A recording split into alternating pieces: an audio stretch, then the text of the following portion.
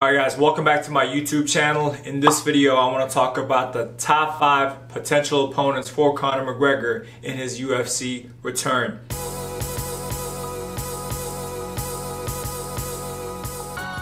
Number 1, winner of Kevin Lee and Tony Ferguson. Those two guys are going to fight for the UFC interim lightweight belt, and I believe that when Conor returns to the UFC, he has to fight the winner of those two. Interim belt is created when the champion is unable to defend his belt, usually due to injury or in Conor's case, going outside the promotion and fighting somewhere else. But as soon as the champion is able to return, he has to defend his belt. You can't have two champions in the same weight class. Fight number 2, Conor McGregor versus Nate Diaz, the rubber match. Now, the first two fights were massive in terms of pay-per-view. They were huge success in the UFC, so it makes sense that they want to do a trilogy fight. Now, obviously, they fought at welterweight the first 2 times. In the third fight, I believe the fight is going to be at 155 pounds. And if the fight is going to be at 155 pounds, then Nate Diaz most likely is going to challenge Conor for the title.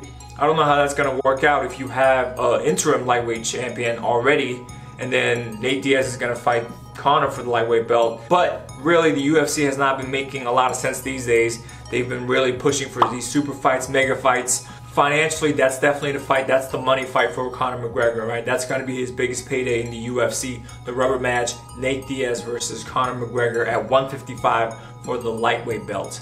Fight number 3, Conor McGregor versus Max Holloway for the featherweight belt. Ironically, Conor McGregor and Max Holloway, they already fought a few years ago, and Conor won a unanimous decision over Max. But since that loss, Max Holloway has skyrocketed and he's become somebody else. He has been unbeaten. He's cleaned out the entire featherweight division, and the only guy he really hasn't beaten at 145 is Conor McGregor. So I think a rematch between those two at 145 would be huge. Now, Conor, I don't know if he can make that 145 limit. His coach even doubted that he would fight at 145 again. I mean, you saw the weight difference of him fighting at 145 or 155. Conor just looks terrible at 145, so I don't know if that's going to happen. But the only fight for Conor McGregor at 145 is Max Holloway. Number 4, Conor McGregor versus Khabib Nurmagomedov in Russia. UFC has been trying to break into the Russian market for some time. They haven't had any success. And right now, you know, Khabib is probably the biggest star in Russia. He's the best fighter from Russia right now. And it only makes sense to break into that market to have Khabib versus Conor main event, the first event there. I think that would be huge. Stylistically, people have said that Conor McGregor's weakness, his kryptonite, is, you know, high-level wrestlers. And Khabib is, you know, obviously one of the best, if not the best wrestler, grappler in the UFC right now. I mean, he's a bear. He just mauls people. So apparently Conor is the one who said he wants to fight Khabib in Russia. If anybody can break into the Russian market and headline a pay-per-view, it's definitely Conor McGregor and Khabib. So that's a fight that makes sense as well.